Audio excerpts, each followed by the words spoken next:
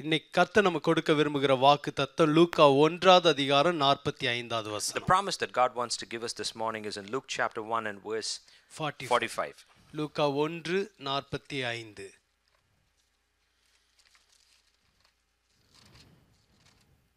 The Bible says, "Blessed is she who has believed that the Lord would fulfill his promise to her." விசுவாசித்தவளே பாக்கியவதி, கர்த்தராலே அவளுக்கு சொல்லப்பட்டவைகள் நிறைவேறும் என்றார். Amen. ஹல்லேலூயா. கர்த்தராலே அவளுக்கு சொல்லப்பட்டவைகள் நிறைவேறும். The Bible says, "That which was spoken by the living God will be fulfilled." அவருடைய வாக்குத்தத்தங்களை நிறைவேற்றுகிற ஆண்டவராய் இருக்கிறார். Our God is a God who fulfills his promises. இந்த மாதத்திலே மீண்டும் ஒரு முறை நமக்கு அவர் அதை வலியுறுத்தி சொல்லி, என்னால் சொல்லப்பட்டவைகள் உன்னுடைய வாழ்க்கையில நிச்சயமாக நிறைவேறும் என்று ஆண்டவர் இந்த மாதத்திலே நமக்கு சொல்ல விரும்புகிறார். This month he wants to reiterate and stress this point that the promises that he's spoken over our lives will come to pass. அநேக நேரங்களில் அவருடைய வாக்குத்தத்தங்கள் நம்முடைய வாழ்க்கையில இருந்த போதிலும் அது நிறைவேறாமல் இருக்கிறபடினாலே நமக்கு சந்தேகங்கள் வருகிறது. Many a times we have questions because the promises that are spoken over our life have yet not been fulfilled. எனக்கு கர்த்தர் இப்படி சொல்லியும் இன்னும் ஏன் நடைபெறவில்லை? And the thought could be that why has it not come to pass even after the Lord has spoken it? உண்மையாகவே கர்த்தர் இந்த வாக்குத்தத்தத்தை எனக்கு கொடுத்தாரா? We start to doubt, surely did the Lord give us this promise? அவர் ஏன் இன்னும் அதை நிறைவேற்றாமல் இருக்கிறார்? And the question is, why has he not fulfilled it yet? பல கேள்விகளின் மத்தியிலே நமக்கு ஒவ்வொரு நாளும் கடந்து போகிறோம். With many questions we pass through each day. ஆனா இன்னைக்கு ஆண்டவர் நம்மளை பார்த்து சொல்ல விரும்புகிறார். God wants to look at us and tell us, என்னால் சொல்லப்பட்டவைகள் நிறைவேறும். whatever that I've spoken will come to pass. Amen. Amen. Hallelujah. Hallelujah. எதனால நிறைவேறும் என்றால், why would it come to pass? எபிரேயர் 11வது அதிகாரம் 23வது வசனம் சொல்கிறது. Hebrews chapter 11 verse 23 says, வாக்கு பண்ணினவர் உண்மையுள்ளவராய் இருக்கிறார் என்று. Amen. The Bible says in Hebrews chapter 11 and 23 that he who promised is able to fulfill it. Amen. அவர் பொய் சொல்லுகிற ஆண்டவர் அல்ல. Our God is not a God who speaks lies. அவர் சொன்னதை நிறைவேற்ற உண்மையுள்ளவராய் இருக்கிறார். He is able to fulfill that which he has promised. Hallelujah. Hallelujah. Amen. அடுத்ததாக ரோமர் 4:21 சொல்கிறது. In Romans chapter 4 and verse 21 it says, அவர் வாக்குத்தத்தம் செய்தவர் நிறைவேற்ற வல்லவராய் இருக்கிறார் என்று சொல்கிறது. The Bible says that he who has promised is able to fulfill what he has promised. Amen. Amen. ரோமர் 4:21 அவர் அவர் சொன்னதை நிறைவேற்ற வல்லவராய் இருக்கிறார். Whatever he has spoken, he is fully capable of fulfilling it. உண்மையுள்ளவராய் இருக்கிறார். He is truthful. வல்லவராக இருக்கிறார். He is also powerful. அதனால தான் அவரால் சொல்லப்பட்டவைகள் நிறைவேறும். And that is the reason why what he had spoken will come to pass. நம் என்னாகமத்துல சொல்லப்பட்டிருக்கு, அவர் பொய் சொல்லுவதற்கு ஒரு மனிதன் அல்லவேன்னு சொல்லப்பட்டிருக்கு. நம்பர்ஸ்ல சொல்லப்பட்டிருக்கு. In Numbers it says that he is not a man to lie. Amen. எத்தனை பேர் விசுவாசிக்கிறீங்க அவரால் சொல்லப்பட்டவைகள் நிறைவேறும்? How many of you believe that whatever he had spoken will come to pass? இந்த வாக்குத்தத்தங்கள் நிறைவேறுவதற்காக, for these promises to be fulfilled, அவர் என்ன செய்கிறார் என்பதை இன்னைக்கு உங்கள் மத்தியில சுருக்கமாக பகிர்ந்து கொள்ள விரும்புகிறேன். I'd like to share briefly what he would do to fulfill these promises. முதலாவது வாக்குத்தத்தத்தை நிறைவேற்ற அவர் ஒரு குறித்த காலத்தை வைத்திருக்கிறார். Firstly, for the promise to be fulfilled, he has appointed a season. Amen. ஆதியாகமம் 15வது அதிகாரம் 4-5 வசனங்களிலே கர்த்தர் ஆபிரகாமுக்கு வாக்கு பண்ணினார், உனக்கு ஒரு சந்ததியை தருவேன் என்று சொன்னார். If you go to Genesis chapter 15 verses 4 and 5, God is promising Abraham that he will give him a generation or inheritance. நட்சத்திரங்களைப் போல உன் சந்ததியை பெருக பண்ணுவேன் என்றார். He says, just like the stars in the sky, so will I expand your inheritance. கடற்கரை மணலத்தனையாய் உன் சந்ததியை வர்த்திக்க பண்ணுவேன் என்றார். He says, just like the sand on the ocean shore will I expand your generations. இந்த வாக்குத்தத்தத்தை பெற்ற பின்பும், even after he had received this promise, அதை நிறைவேறுவதற்கு காலங்கள் எடுத்துக்கொண்டிருந்தது. there was much time taken for that promise to be fulfilled. அவர் சொன்ன உடனே அது உடனே நிறைவேறி விடவில்லை. Even as the Lord had spoken, it did not happen immediately. அது காலங்கள் ஆகிக் கொண்டிருந்தது. And many seasons had to pass by. வேதம் சொல்லுகிறது 17வது அதிகாரத்தில் ஆதியாகமம் 17ல மீண்டும் கர்த்தர் அவரை சந்திக்கிறார். In Genesis chapter 17 you would see that God comes to meet with Abraham one more time. அப்பொழுது அவர் திரும்பவும் சொல்கிறார். Genesis chapter 17 verse 21ல சொல்கிறார். ஆதியாகமம் 17:21ல சொல்கிறார். Genesis chapter 17 and verse 21 he says,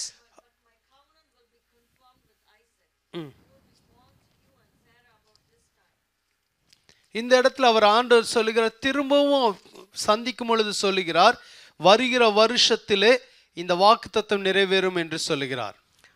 God stresses it this time around when he meets Abraham that next time this year the promise will come to pass. ஒரு குறிப்பிட்ட காலத்தை சொல்லுகிறார். He says there is a specific season. Amen. Amen. இது மாதிரி நமக்கு சொன்னா நல்லா இருக்கும். It would be nice even if he had spoken to us in a similar ஆண்டவர் manner. டைம் சொல்லிட்டு அடுத்த வருஷம் வரைக்கும் பீஸ்ஃபுல்லா இருக்கலாம். If God gives us a time that it will happen next year, then we would be peaceful until the next year. At least அடுத்த மாசம் சொல்லிட்டா கூட இன்னும் நல்லா இருக்கும். If he says if it's the next month, it will be even more better. Hallelujah. Hallelujah. Amen.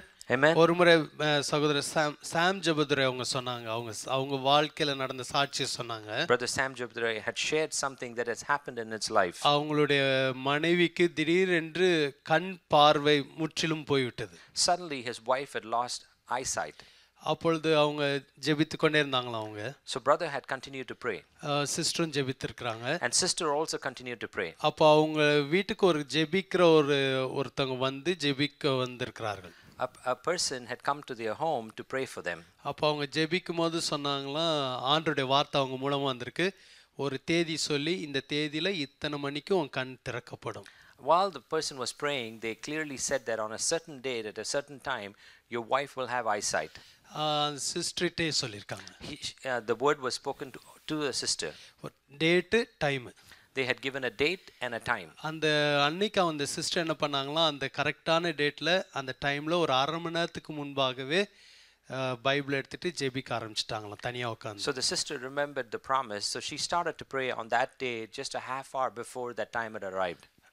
கர்த்தருடைய வார்த்தையின்படியே கரெக்டா அந்த டைம்ல அவங்க கண்கள் திறக்கப்பட்டது. Just as the word was spoken, right at that appointed time, her eyes were opened. ஜெபித்து துதித்து கொண்டே இருந்தாங்களா, கண் திறக்கப்பட்டது. Even as she was praying and praising the Lord, her eyes were opened. சில நேரங்களிலே குறிப்பான ஒரு நேரத்தை கர்த்தர் நமக்கு கொடுக்கிறவராய் இருக்கிறார். There are times in our lives that God gives a specific appointed time. வாக்குத்தத்தத்தை நிறைவேற்றுவதற்கு ஒரு குறித்த காலத்தை வைத்திருக்கிறார். He has appointed a specific time for his word to be fulfilled. ஏற்கனவே ஆபிரகாமுக்கு வாக்கு பண்ணின போதிலும், Even as he had promised Abraham, திரும்ப வந்து சந்திக்கும் பொழுது, but when he comes to meet with him வந்து another சொல்கிறார், time, அடுத்த வருஷத்துல இந்த நேரத்துல நான் வந்து உன்னை சந்திப்பேன். he says next year this time I will come and meet with you. Amen. Amen. 18வது அதிகாரம் முதல் வசனத்துல சொல்லப்பட்டிருக்கிறது. In chapter 18 and verse 1 it says, மீண்டும் வந்து சந்திக்கிறார் என்று வேதத்துல சொல்லப்பட்டிருக்கிறது. the Bible says that Lord appeared to Abraham one more time. Amen. 11வது வசனத்துல, and if you see in the 11th verse, chapter 18 verse 10 and 11 ரெண்டு வாசிக்கலாம். 10வது வசனத்துல சொல்லப்பட்டிருக்கிறது,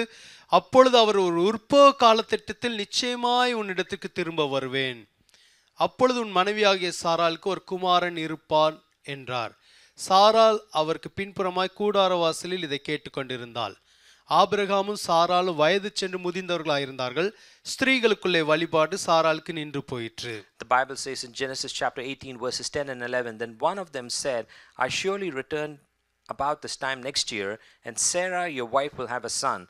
Now Sarah was listening at the entrance of the tent which was behind him. Abraham and Sarah were already very old, and Sarah was past the age of childbearing. மீண்டும் ஆண்டவர் வந்து இங்க ஒரு நேரத்தை சொல்லுகிறார். You would see that God is giving a specific time here. ஒரு உற்பவ கால திட்டம்னு ஒன்றை வைத்திருக்கார். டைம் ஆஃப் லைஃப்னு வச்சிருந்தார். He had appointed a time of life. அந்த வாக்குத்தத்தம் நிறைவேறுவதற்கு ஒரு உற்பவ கால திட்டம் உண்டு. God has appointed a specific time of life for a promise to be fulfilled. அந்த சமயத்துல வந்து சந்திப்பேன் என்கிறார். He says I will come and meet with you during that time of life. என் வாக்குத்தத்தம் நிறைவேறும் என்கிறார். He says that time my promise will be fulfilled. ஆனா அடுத்த 11வது வசனத்துல சொல்லப்பட்டிருக்கு, ஆபிரகாமும் சாராளும் வயது சென்று முதிர்ந்தவர்களாய் இருந்தார்கள், ஸ்திரீகளுக்குள்ள வழிபாடு சாராளுக்கு நின்று போயிற்று. The Bible clearly says that Abraham and Sarah were very old, and Sarah was past the age of childbearing. Amen. Amen. ஆண்டவரை பொறுத்த வரைக்கும் அது ஒரு உற்பவ காலம், ஒரு time of life. According to God, that period was a time of life. Abraham சாராளை பொறுத்த வரைக்கும், for in the sight of Abraham and Sarah, the time is gone. ஏன்னா எல்லா வழிபாடு, ஸ்திரீகளுக்குள்ள வழிபாடு நின்று போயிற்று. உற்பவ காலத்துக்குரிய எல்லா அடையாளங்களும் சாராள் வாழ்க்கை விட்டு எடுபட்டு போயிற்று. And you would notice that in Sarah, she had passed the age of childbearing. ஆமென். அவங்க ரெண்டு பேரை பொறுத்த வரைக்கும் காலம் முடிந்தது. According to Abraham and Sarah, their time had passed. கர்த்தரை பொறுத்த வரைக்கும் வாக்குத்தத்தம் நிறைவேறுகிற காலம் இன்னும் இருக்கிறது. But according to the word of the Lord and according to the Lord, his promise still has life. Amen. Amen. சாராள் ஆபிரகாமை பொறுத்த வரைக்கும் நம்பிக்கை இழந்து போன ஒரு காலம். And according to Abraham and Sarah, there was a time that they had given up on their it was a time of unbelief. ஆனா ஆண்டவர் என்ன சொல்கிறார்? But what does God say? அதுதான் என்னுடைய குறித்த காலம். He says that is my appointed time. ஆமென்.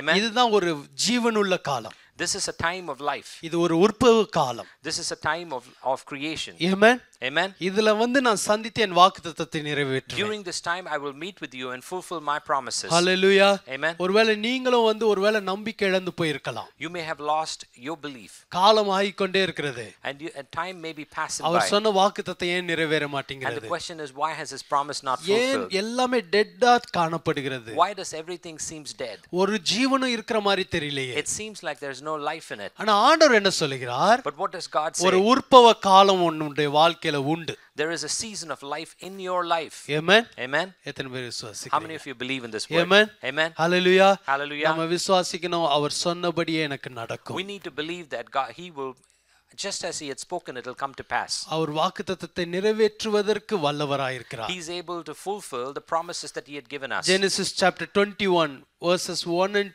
2 பாத்தீங்கன்னா In Genesis chapter 21 verses 1 and 2 it says, கர்த்தர் தாம் சொல்லி இருந்தபடி சாராள் பேரில் கடாட்சமானார். and the Lord did for Sarah what he had promised. கர்த்தர் தாம் உரைத்தபடியே சாராளுக்கு செய்தருளினார். The Lord did for Sarah what he had promised. Abraham முதிர் வயதாய் இருக்கையில் சாராள் கர்ப்பவதியாகி தேவன் குறித்திருந்த காலத்திலே அவனுக்கு ஒரு குமாரனை பெற்றாள். The Bible says Sarah became pregnant and bore a son to Abraham in his old age at the very time God had promised him. Amen. Amen. Hallelujah. Hallelujah. செய்தாரா இல்லையா? Did he do it or not? சொன்னபடியே வந்தார்னு இருக்கு. The Bible says just he had spoken, he had come. அடுத்ததுல என்ன சொல்லப்பட்டிருக்கு? குறித்திருந்த காலத்திலே வந்தார். And the next it says that he came at the appointed time. Amen. Amen. Hallelujah. நிச்சயமாகவே முடிவு உண்டு, உன் நம்பிக்கை வீண் போகாதுன்னு ஆண்டவர் Surely சொல்லியிருக்கார். there is an end and your faith will not be wavered. Hallelujah. இந்த காலை வேளையில உங்களை பார்த்து கர்த்தர் சொல்ல விரும்புகிற God காரியம். looks at you and tells you this morning, என் காலத்துக்கு காத்திரு. wait on my time. என் வாக்குத்தத்தத்தை நிறைவேற்றுவதற்கு ஒரு காலத்தை I வைத்திருக்கிறேன். have appointed a time to fulfill my promise. அந்த சமயத்துல நிச்சயமாக நிறைவேற்றுவார். During that time he will fulfill that promise. Amen. Amen. சாராள் சிரிச்சாங்க. Sarah smiled. Lord, it's too late. Sarah laughed that it was too late. Amen. Amen. Amen. நம்ம கூட நிறைய நேரம் யோசிப்போம், it's too late, Lord. Many a times we may think that it's too late. But in God's dictionary it's never late. Amen. Amen. கரெக்டா செய்வார். அவர் டைம்க்கு முன்னாடி செஞ்சாலும் பிரச்சனை, பின்னாடி செஞ்சாலும் ப்ராப்ளம். கரெக்டா வந்து செய்வார். Amen. Hallelujah. In his time. Amen. Amen. He will do it. Amen. His times are always perfect. Hallelujah. இன்னைக்கு ஆண்டவர் உங்களை சோர்ந்து போகாமல் நீ உற்சாகமாயிருன்னு சொல்ல விரும்புகிறேன். God wants to tell you today to be encouraged and not be discouraged. இந்த மாசம் ஃபுல்லா ஆண்டவர்ட்ட சொல்லுங்க, Throughout this month tell him, என்னை சந்திக்க ஒரு காலம் வைத்திருக்கிறார். Lord, you have appointed a time for me to இது meet என்னை with me. சந்திக்கிற காலம். This is a time that you would meet with N me. வாழ்க்கையில வாக்குத்தத்தங்களை நிறைவேற்றுகிற காலம். This is a time that you will fulfill your promises in my life. இந்த வசனத்தை ஞாபகம் வச்சுக்கோங்க. 21வது அதிகாரம் 1-2 வசனம். கர்த்தர் தாம் சொல்லி இருந்தபடியே சாராள் பேரில் கடாட்சமானார். Remember this verse, Genesis chapter 21 1 and 2, that Lord did for Sarah what he had promised. Amen. உங்களுக்கும் செய்வார். He would do it the same way for you. இரண்டாவதாக அவர் செய்கிற காரியம். Secondly, what does he do? முதலாவது குறித்த காலத்தை வைத்திருக்கிறார். Firstly, he has appointed a specific இரண்டாவது time. என்ன செய்கிறார் என்றால், Secondly, what he does, வாக்குத்தத்தத்தை நிறைவேற்றுவதற்கு to fulfill the promises, கிரியை செய்கிறார். he starts to work on it. காலம் வைத்திருக்கிறார், He's appointed a time. கிரியை செய்கிறார். He also starts to work on it. ஆமென். லூக்கா 1வது அதிகாரம் 8வது வசனம். In Luke chapter 1 and verse 8 it says, சகரியாவை குறித்து இந்த இடத்துல சொல்லப்பட்டிருக்கிறது. it speaks about Zechariah. அவர் ஒரு ஆசாரியனாய் இருந்தார். And you would notice that he was a priest. ஆமென். அந்த சமயத்துல அவர் ஆசாரிய ஊழியம் செய்து கொண்டிருக்கும் பொழுது, Even as he was serving as a priest, தேவதூதன் வந்து அவரை சந்திக்கிறார். an angel of the Lord comes and meets with him. லூக்கா 1:8 அப்படிதான் சொல்லப்பட்டிருக்கிறது. அப்படி இருக்க அவன் தன் ஆசாரிய வகுப்பின் முறைப்படி தேவ சந்நிதியிலே ஆசாரிய ஊழியம் செய்து வருகிற காலத்தில் அப்படி என்று அவர் வந்து சந்திப்பதை சொல்லப்பட்டிருக்கிறது. The Bible speaks in Luke chapter 1 and 8 about the time that the angel came and meets with Zechariah. It says, once when Zechariah's division was on duty and he was serving as a priest before God. வழக்கம் போல போய் அவர் ஊழியம் செய்து கொண்டிருக்கிறார். He has gone to go and serve before the Lord just as usual. அவரை பொறுத்த வரைக்கும் morning நாம் எழுந்து அவருடைய ரொட்டீன்ல அது ஒன்று. According to Zechariah's routine, it's part of the agenda to go and do the work of the Lord. எப்படி நம்ம காலையில எழுந்தோன ஒரு ஆபீஸ்க்கு போறோம் இல்லனா ஸ்கூலுக்கு போறோம் காலேஜுக்கு போறோம், it's like a routine ஒன்னு. அந்த பிரீஸ்டோட வேலை அந்த சமயத்துல அவருடைய டர்ன் வரும்போது போற வேலை. Just like a routine chore that we do of going to work or going to college, Zechariah was doing in the duty of the priest. அத ஒரு சந்திக்கிற காலமா கர்த்தர் பயன்படுத்திக்கிறார். God used that time as a time to meet with Zechariah. Amen. Amen. இந்த குறித்த காலம்னு ரொம்ப நாள் நம்ம நினைச்சுக்கிட கூடாது. Many a times when we should not think that an appointed time is a long period. இன்றைக்கே இருக்கலாம். It could be today. நீங்க கார்ல போகும்போது சந்திக்கலாம் ஆண்டவர். He could meet with you while you're going in your car. உங்களுடைய routine வர்க்ல நீங்க வீட்ல வேலை செய்து கொண்டிருக்கும்போது வந்து சந்திக்கலாம். While you're doing your routine chore at home, he could come and meet with you. Hallelujah. Hallelujah. உங்களுடைய ஆபீஸ்ல நீங்க இருக்கும்போது வந்து ஆண்டவர் சந்திக்கலாம். While you're in your office, he would come and meet with you. அது மாதிரி தான் இவரை வந்து சந்தித்தார். He came and met with him just like that. சந்தித்துட்டு சொன்ன உடனே இவரால நம்பவே முடியல. When he met with Zechariah and told him, Zechariah was not able to believe. இவரும் நினைச்சாரு எல்லாம் முடிஞ்சு போச்சுன்னு நினைச்சாரு. Even Zechariah had thought that the time had passed. ஏன்னா வேதம் சொல்லுகிறது சகரியாவும் எலிசபெத்தும் வயது சென்றவர்களா இருந்தார்கள். Because the Bible says that Zechariah and Elizabeth were past their age. சாராள் நகைத்தது போல இவரும் சிரித்தார். Just like Sarah had laughed, even Zechariah's wife had laughed. இது எப்படி ஆகும் என்றார். She started to think, how could this be? அப்ப 20வது வசனத்துல சொல்லப்பட்டிருக்கு, லூக் சாப்டர் 1 verse 20ல சொல்லப்பட்டிருக்கு, இதோ தகுந்த காலத்திலே நிறைவேற போகிற என் வார்த்தைகளை நீ விசுவாசியாதபடியினால் இவைகள் சம்பவிக்கும் நாள் மட்டும் நீ பேசக்கூடாமல் ஊமையாயிருப்பாய் என்றார். The Bible says, and now you will be silent and not be able to speak until the days this happens, because you did not believe my words which will come true at their appointed time. இது நிறைவேற போகிற காலம். This is a time that the word will be fulfilled. இதுக்காக தான் நான் தேவதூதனாய் இங்க இருந்து புறப்பட்டு வந்திருக்கிறேன். And this is the reason why I've come as an angel to come and speak to you. கர்த்தர் ஒரு தேவதூதனை அனுப்பிச்சார். God sent an angel. அவர் கிரியை செய்கிறார். And he continues to work. அந்த வாக்குத்தத்தத்தை நிறைவேற்றுவதற்காக கிரியை செய்கிறார். He continues to work so that he would fulfill his promise. இந்த சகரியாக்கு பிறக்க போகிற மகனாகிய யோவான் ஸ்நானகன், for John the Baptist, who was to be born to Zechariah, கர்த்தருக்கு வழியை ஆயத்தம் பண்ணும்படியாய் அனுப்பப்பட போகிறவன். and he is a person who is going to be sent into the world to prepare the way of the Lord. Amen. Hallelujah. பல வருஷங்களுக்கு முன்பாக தீர்க்கதரிசி மூலமாக இஸ்ரவேலுக்கு கொடுக்கப்பட்ட ஒரு வாக்குத்தத்தம் அது. This is a prophetic word that had come to the house of Israel, that he would come and prepare the way of the Lord. மல்கியா 3வது அதிகாரம் 1வது வசனத்துல சொல்லப்பட்டிருக்கிறது. In Malachi chapter 3 it says, இதோ நான் என் தூதனை அனுப்புகிறேன், அவன் எனக்கு முன்பாக போய் வழியை ஆயத்தம் பண்ணுவான். Behold, I will send my messenger who will prepare the way before me. Amen. யோவான் ஸ்நானகன் ஒரு தூதனாக கர்த்தருக்கு முன்பாக ஒரு வழியை ஆயத்தம் பண்ணுகிறவனாய் அனுப்பப்பட்டவன். John the Baptist was sent as a messenger who will prepare the way of the Lord before the coming of Jesus. இந்த வாக்குத்தத்தத்தை நிறைவேற்றுவதற்காக கர்த்தர் கிரியை செய்ய ஆரம்பித்தார். For the word to be fulfilled, our God goes to work. பரலோகத்திலிருந்து ஒரு தூதனை அனுப்புகிறார். He sends an angel from heaven. சகரியாக்கு சொல்லுகிறார், ரெடியாக உனக்கு ஒரு பிள்ளை பிறக்க போகுது. He says, Zechariah, get ready, you're going to have a child. Amen. எப்பயோ இஸ்ரவேல் ஜனங்களுக்கு சொன்ன வாக்குத்தத்தத்துக்கு இன்றைக்கு ஆண்டவர் கிரியை செய்ய ஆரம்பித்தார். For a prophetic word that had come many centuries ago, God comes to work on that behalf at this appointed time. அந்த வேலை எங்க இருந்து வந்தது? Where did that word come from? இந்த கிரியை, where did that work come from? பரலோகத்திலிருந்து வந்தது. It came from heaven. Amen. Amen.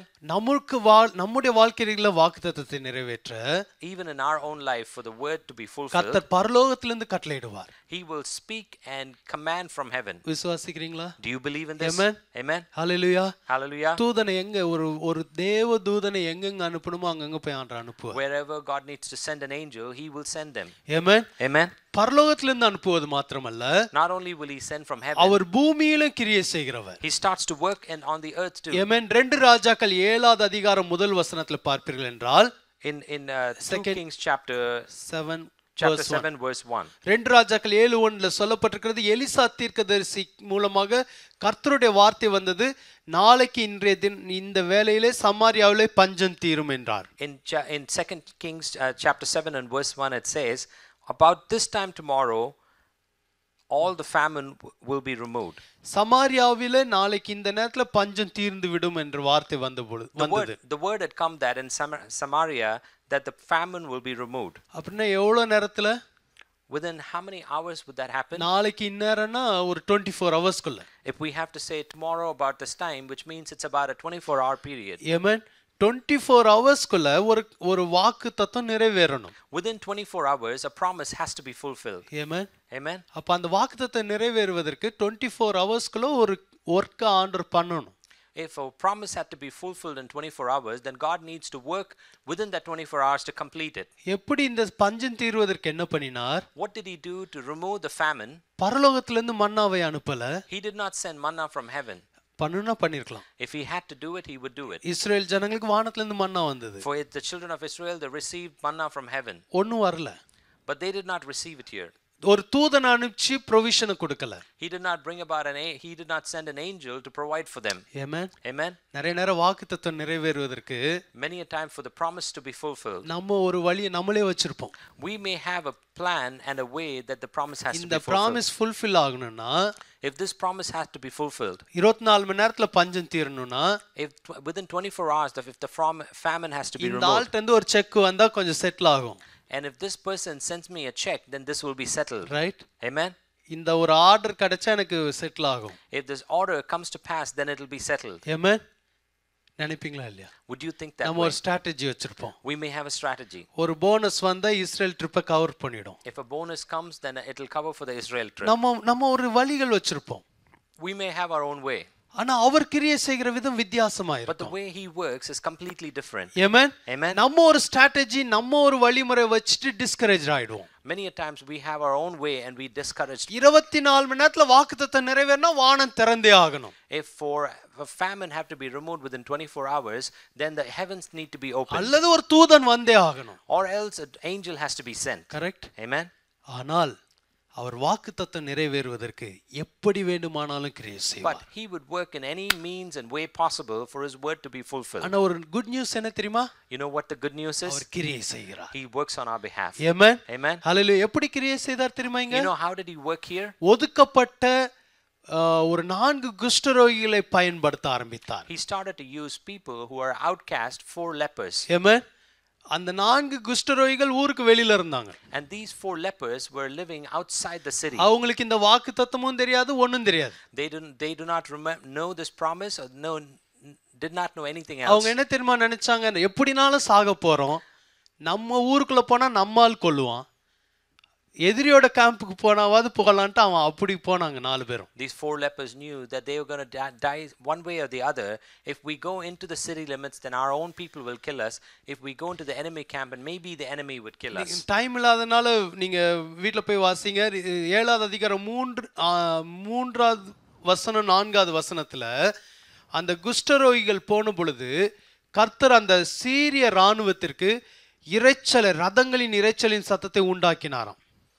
6-7 வசனங்கள். And if you read verses 6 and 7, you would notice that God raised a sound of an army marching that the Syrians could hear. யார் இவர்கள்? Who are these people? குஷ்டரோகிங்க. These were lepers. இவங்க ஒரு யுத்த வீரன் அல்ல. They are not warriors.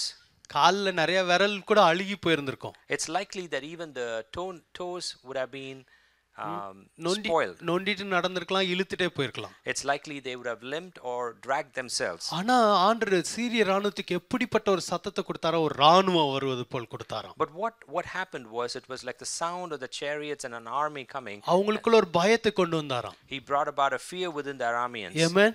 இது யார் செய்யக்கூடிய காரியம்? Who could do this? கர்த்தர் செய்யக்கூடிய காரியம். Only God can do this. எதற்காக இதை செய்கிறார்? Why did he do this? 24 மணி நேரத்துக்குள்ள வாக்குத்தத்தம் நிறைவேறணும். Because within 24 hours the promise has to be fulfilled. சொல்லிட்டேன். I have spoken. செய்யணும். I have to do it. எப்படியாவது செய்யணும். I will do it one way or the other. Amen. Amen. ஹalleluya. வேதம் சொல்லுகிறது அங்க ராஜா வந்து தூங்கிட்டு இருந்தாராம். The Bible says the king was asleep.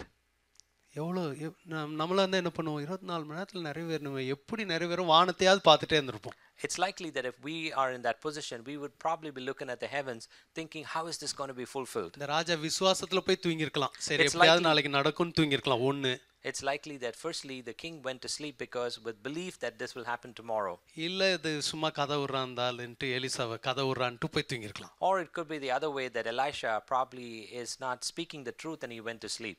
Hallelujah. Hallelujah. இவங்க போய் பார்க்குறாங்க, சீரிய ராணுவம் எல்லாத்தையும் போட்டுட்டு இந்த சத்தத்தின் நிமித்தம் பயந்து போட்டுட்டு ஓடிச்சு. They would go and look into the enemy camp. The Arameans had left everything and ran away. Amen.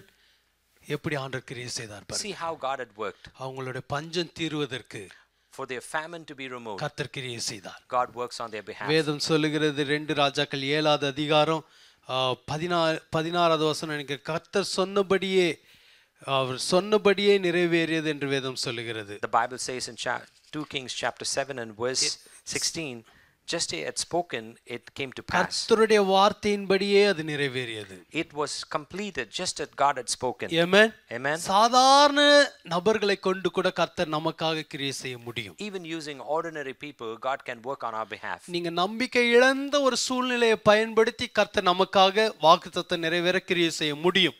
God is able to fulfill his promise even to a situation which seems like it's dead. Hallelujah. Hallelujah. வாய்ப்பே இல்லை என்று தள்ளப்பட்ட குஷ்டரோகிகள் மூலமாய் கர்த்தர் செய்ய முடியும் என்றால், If God can perform the miracle through lepers who we think that it cannot be done, உங்களுடைய வாழ்க்கையிலும் செய்ய முடியும். then he is able to do it in your own காரணம் என்ன life. தெரியுமா? You know the reason why? அவர் சொன்னபடியே செய்கிற ஆண்டவர். Because he fulfills just as he had spoken. அதுக்காக கிரியை செய்கிறார். So he works இன்னைக்கும் on it. உங்க வாழ்க்கையில வாக்குத்தத்தம் நிறைவேறுவதற்காக கர்த்தர் கிரியை செய்கிறார். Even today, for the promises to be fulfilled in your life, he's working on it. Amen. Amen. எலிசாக்கு வார்த்தை வந்தது, The word came to Elisha. இஸ்ரவேல் ஜனங்களுக்கு வார்த்தை தெரிவிக்கப்பட்டது. The word was shared with the Israelites. ஆனா யாருக்குமே நைட் தெரியாது என்ன நடந்துகிட்டு இருக்குன்னு. But nobody knew during the night time what was happening. Amen. Amen. காலையில எழுந்திருச்சு பார்த்தா பஞ்சம் தீருது. When they wake up in the next morning, the famine is over. எல்லாம் தூங்கிட்டு இருந்தாங்க. Everybody was sleeping. கர்த்தர் தூங்காம கிரியை செய்து But கொண்டிருந்தார். our God was not sleeping. He was working on their behalf. Amen. Amen. உங்களுக்கும் கிரியை செய்கிறார். He is able to work for you. நீங்க பார்க்க முடியாம நீங்க இருக்கலாம், You may not be able to see it, ஆனா கிரியை செய்கிறார். but he works on your our behalf. சொன்ன வாக்குத்தத்தங்கள் நிறைவேறும். He will fulfill the word he had spoken. கடைசியாக வாக்குத்தத்தங்களை நிறைவேற்ற அவருடைய தயவை நமக்கு கொடுக்கிறார், ஃபேவரை கொடுக்கிறார். Thirdly, for the promise to be fulfilled, he gives us his favor. Amen. Amen. ஹல்லேலூயா. அந்த Hallelujah. கர்த்தரிடத்துல இருந்து நமக்கு ஃபேவர் வரும். We will receive the favor from the Lord. மனுஷங்களிடத்துல இருந்து நமக்கு ஒரு ஃபேவரை தருவார். He would also create a favor among the people along with us. 1 ராஜாக்கள் 8வது அதிகாரம் 24வது வசனத்திலே சொல்லப்பட்டிருக்கிறது. In 1 Kings chapter 8 and verse 24 it says, அவர் வாக்கினால் சொன்னதை கைகளினால் நிறைவேற்றுகிற ஆண்டவர். whatever he had spoken, he is able to fulfill with his hand. ஆமென். தாவீது ராஜாவுக்கு கர்த்தருடைய ஆலயத்தை கட்ட வேண்டும் என்கிற ஒரு ஆசை வந்தது. For King David, there was a desire that he would build a temple for God. ஆனா கர்த்தர் ஒரு தீர்க்கதரிசியிடத்துல வார்த்தை அனுப்புகிறார். So God sends a word through a prophet. நீ கட்ட மாட்ட, உன் மகன் கட்டுவார். He says that you will not build it, but your son would build it. தாவீதுக்கு அப்புறம் சாலமோனுடைய காலம் வந்தது. After David, it was Solomon's time. Solomon காலம் வந்தன, சாலமோன் அந்த வாக்குத்தத்தத்தை நினைவு கூறுகிறார். When it was Solomon's time, Solomon is reminded of the promise. என்னுடைய தகப்பனுக்கு கர்த்தர் வாக்கு பண்ணினார், He had promised my father என் மூலமா இந்த ஆலயம் கட்டப்படும் என்று. that this temple would be built with my hand. ஆலயத்தை கட்டுவதற்கு தீர்மானம் பண்ணினார். So he decided to build a அவர் செய்த temple. வேலை என்ன தெரியுமா? You know what he did? தீருவின் ராஜா ஈராமுக்கு ஒரு செய்தி அனுப்புகிறார். டைரஸ், The king of Tyrus sends a message to the king. Solomon சொல்லுகிறார், இது மாதிரி நான் எங்க தேவாலயத்தை கட்ட போகிறேன், மரம் வெட்டுறவங்க எங்ககிட்ட இல்லை, எங்களுக்கு உட்டு வேணும், உங்க ஊர்ல இருந்து நீ எனக்கு மரம் வெட்டுறவங்களும் வேணும் என்கிறார். King Solomon tells to King Tyrus, I need to build a temple in my country. I need wood from your country. 1 ராஜாக்கள் 5வது அதிகாரத்துல இருக்கிறது. And you would see that in 1 Kings chapter 5. அப்பொழுது சொல்லப்பட்டிருக்க ஈராம் சாலமோனுக்கு ஒரு மெசேஜ் அனுப்புகிறார். நீ உனக்கு எவ்வளோ மரம் வேணுமோ அவ்வளோ மரத்தை நான் உனக்கு கொடுப்பேன். So the king of Tyrus responds back to Solomon saying, how much ever wood you need, I will give you. வேதத்துல சொல்லப்பட்டிருக்கு வேண்டிய மட்டும் கொடுத்தான் என்று சொல்லப்பட்டிருக்கிறது. The Bible says whatever was needed, he was provided. Amen. ஒரு தேவாலயத்தை கட்டுவதற்கு ஒரு அந்நிய ராஜாவின் கண்களிலே தயவை கர்த்தர் உண்டு பண்ணினார். For the temple of our God to be fulfilled, he creates favor in a Gentile's mind. Amen. Hallelujah. அந்த மனுஷனுடைய கண்களிலே தயவு கிடைக்க பண்ணினார். He created favor with a foreign king. காரணம் என்ன தெரியுமா? The reason is because அவர் சொன்ன வாக்குத்தத்தத்தை நிறைவேற்றுவதற்காக. so that he would fulfill his promises. Amen. Amen. மோசே இஸ்ரவேல் ஜனங்களை நடத்தும் பொழுது even as Moses was leading the children of இஸ்ரவேல் ஜனங்கள் எல்லாம் இறைச்சிக்காக கேட்டாங்க, அழுதாங்க. The children of Israel were crying for meat. உடனே மோசே போய் கர்த்தரிடத்துல சொன்னான். So Moses goes and tells God. கர்த்தர் சொன்னா நான் உங்களுக்கு இறைச்சி கொடுப்பேன். God responds to him saying, I will give them meat. மோசேக்கு ஒரு பெரிய டவுட் வந்துருச்சு. Moses had a doubt. இவ்வளோ ஜனங்களுக்கு எங்க இருந்து மீட் வரும்? For all these numbers of people, where will they get meat from? மோசே கால்குலேட் பண்ணாரு, எல்லாத்தையும் அடிச்சா கூட பத்தாது. Moses started to calculate that even if we slay all the animals, we don't have enough meat. அது ஆண்டவரே வேற சொல்லிட்டார். He also said that to God. இது எப்படி நடக்கும்னு. He said to God, how could this happen? உடனே ஆண்டவர் சொன்னாரு, என் கை குறுகி இருக்குதான்னு பாரு, நான் சொன்னபடி நடக்குமா நடக்காதான்னு பாருங்க. So God responded to Moses saying, is my hand shortened? See if it will happen or இது not. Numbers chapter 11ல இருக்கு. You would see the story in Numbers chapter 11.